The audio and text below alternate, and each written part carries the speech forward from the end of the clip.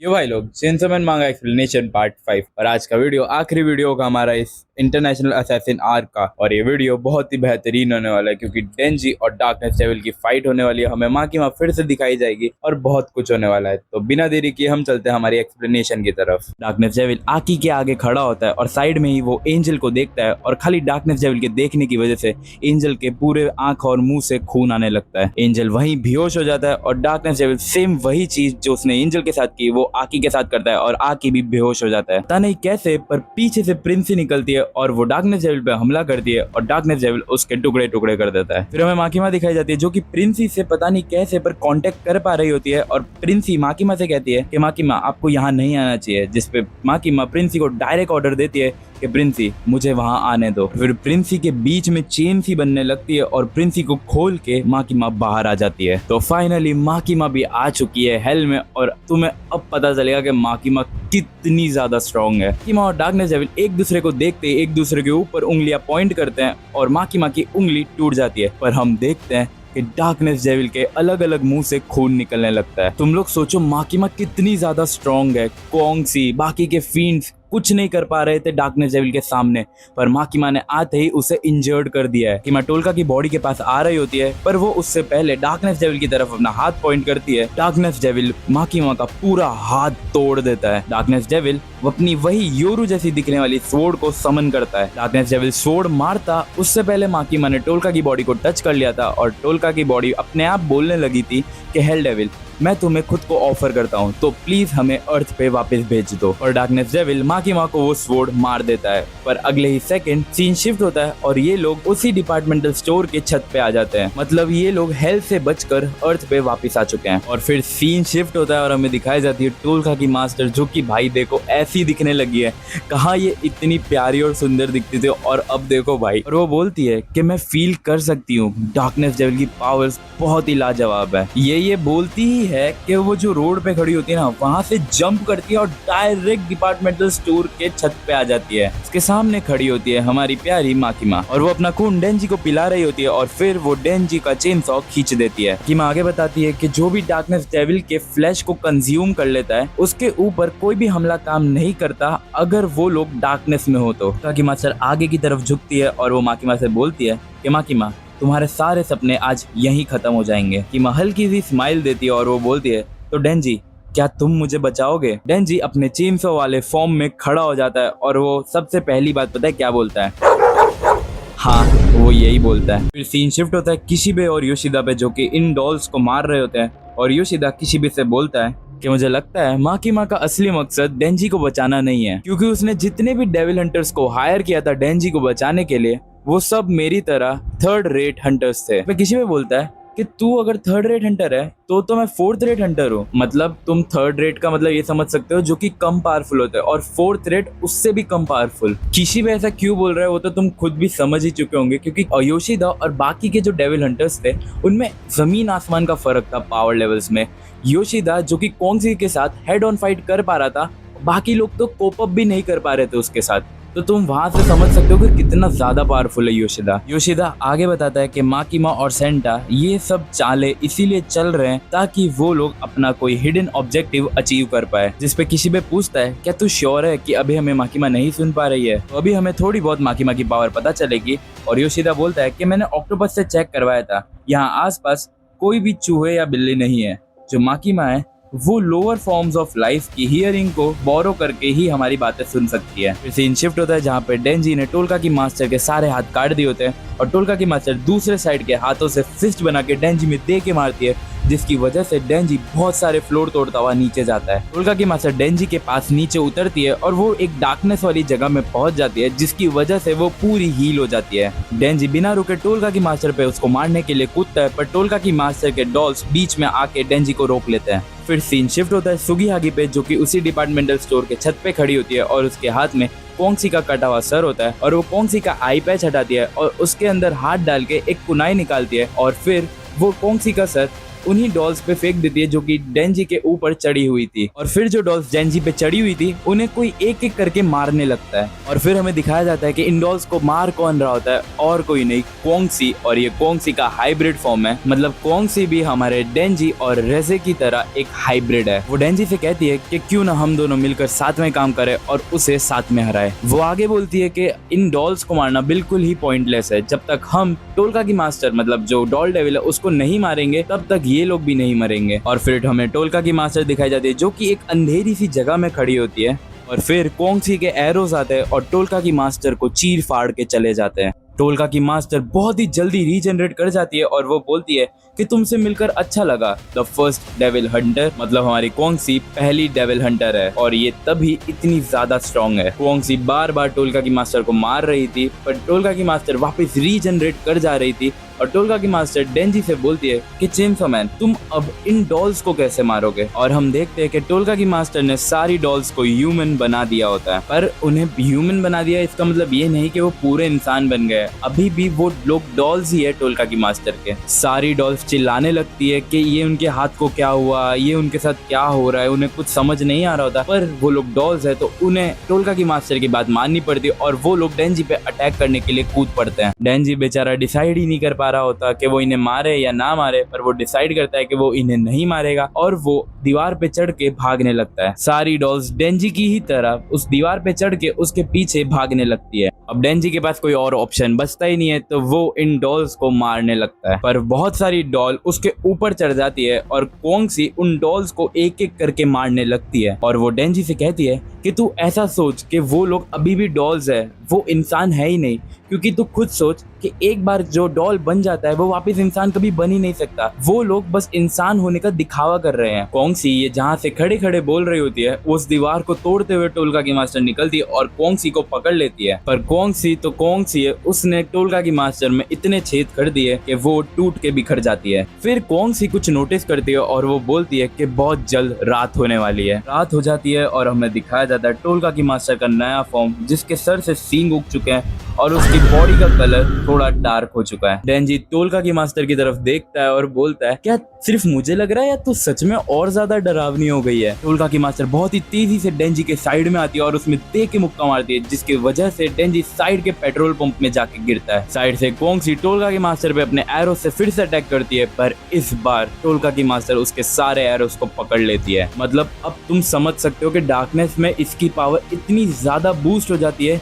कि एक तो ये इतने स्पीड से मूव कर रही है, प्लस इतने स्पीड से आने वाले हमलों को भी वो आराम से पकड़ पा रही है। टोल्का की मास्टर कोंगसी से कहती है कि जब तुम मुझे पहले मारने की ट्राई कर रहे थे तब मैंने साइड में टाइम लेकर कुछ नई डॉल्स बनाई है। कोंगसी साइड में देखती है और वो देखती है कि पिंकस्टी और लॉन्ग दोनों डॉल्स बन चुके हैं और वो सुगीहागी को पकड़ के ला रहे होते हैं। पिंकस्टी आगे चल के आती है और जो उसने अपने हाथ को चाकू बना रखा था वो कोंगसी के आर पार कर देती है। पीछे से टोल्का की मास्टर आगे चल के आती है और वो बोलती है, क्या मैं कोंगसी को भी डॉल में बदल सकती हूँ। और वो जैसे ही कोंगसी को टच करने जाती है उसे पीछे से चेन सॉस की आवाज आती है और वो देखती है कि डेंजी ने अपने ऊपर गैसोलीन डाल लिया होता है और वो अपने चेन सॉस को साथ में रगड़ के अपने ऊपर आग लगा लेता है और वो डायरेक्ट टोल्का की मास्टर पे उसे मारने के लिए जंप करता है। और क्योंकि डेंजी पे आग लग रखी है, उस आग की वजह से टोल्का की मास्टर को भी दर्द हो रहा होता है। टोल्का की मास्टर डेंजी को अपने से दूर फेंकती है और वो कुछ देखकर शॉक हो जाती है और वो देखती है कि डेंजी ने उसकी चेन सॉस से टोल्का की मास्टर को बांध रखा था। अब डेंजी ने ऐसा क्यों किया है? क्योंकि टोल्का की मास्टर की स्पीड बहुत ज्यादा है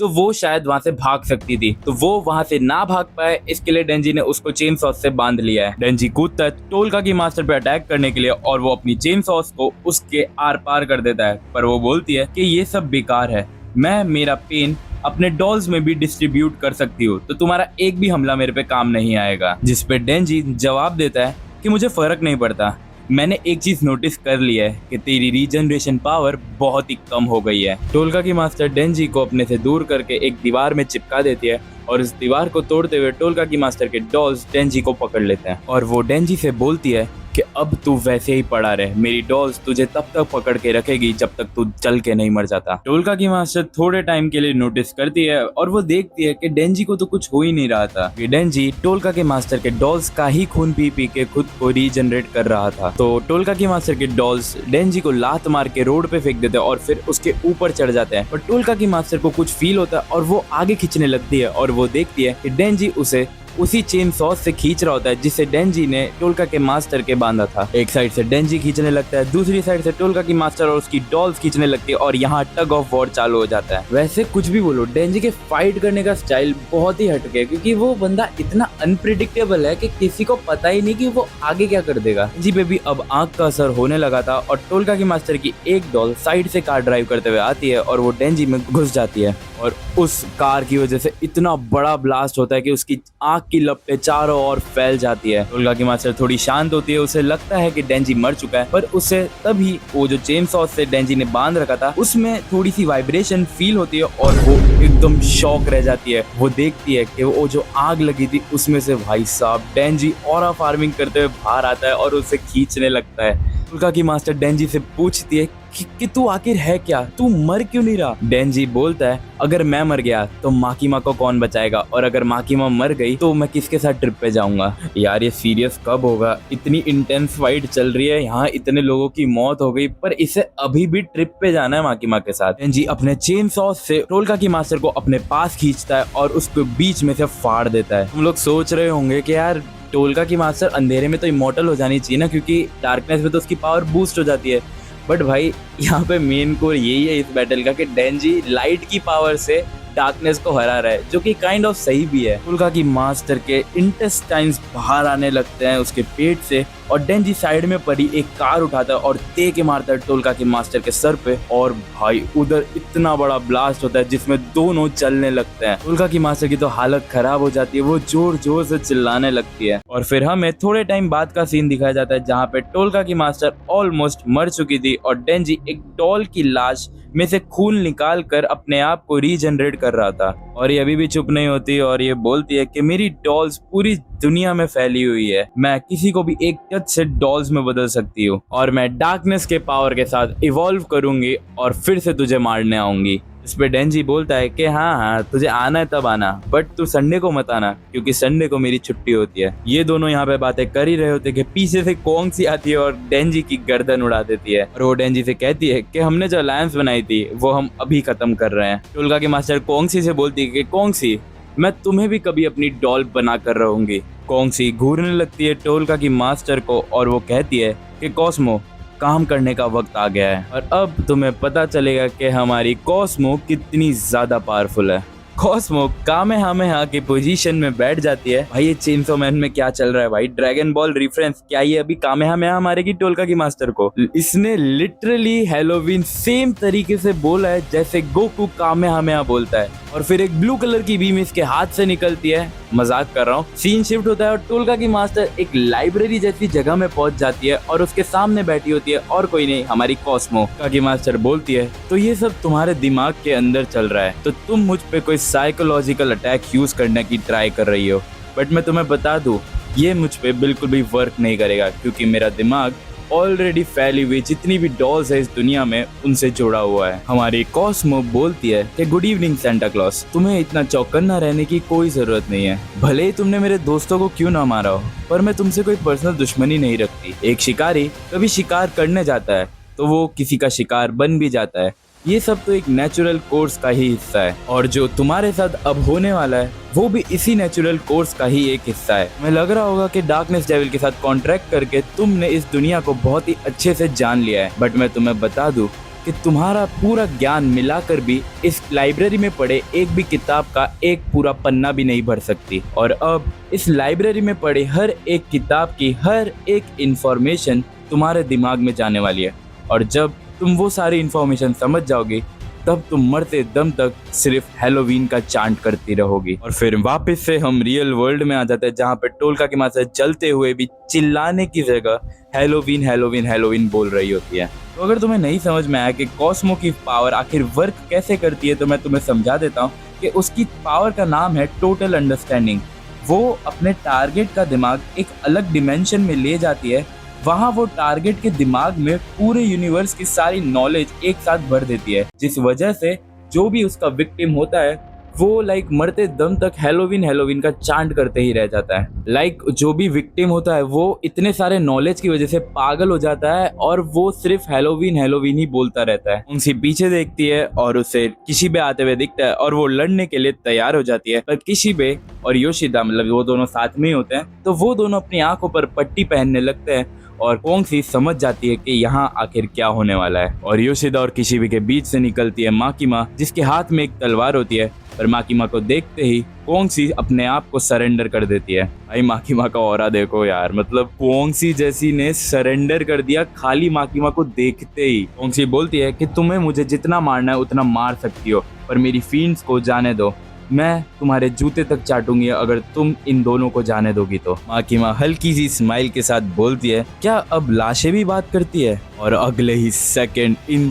तीनों का सर कट के अलग हो जाता है। फिर हमें एल्दो दिखाया जाता है जो कि हेलोवीन बोल रहा होता है, वो भी एक डॉल बन चुका था।